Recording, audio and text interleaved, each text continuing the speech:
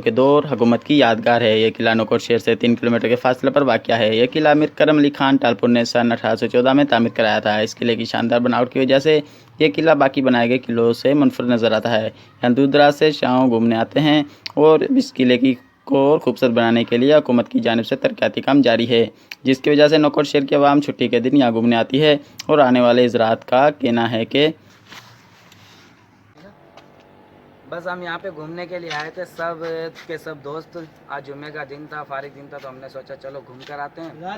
यह एक तारीखी किला बना हुआ है। ये नौकोट का एक तारीखी किला है जो बहुत पुराना 200 साल पुराना किला है ये। पर यहाँ पे अब ये तरक्याती काम तो यहाँ पे जारी है, पर हमें लगता है कि अभी तक तरक्याती काम मुकम्मल नहीं हुआ यहाँ पे। यहाँ पे कोई रेस्टोरेंट वगैरह या कोई ऐसा पार्क वगैरह या कोई मीठे पानी की सहूलत पीने के लिए कुछ भी इंतजाम हुकूमत की तरफ से नहीं किए गए। अब यह कि आहिस्ता आहिस्ता हुकूमत ने गौर किया है। चलो आगे देखते हैं।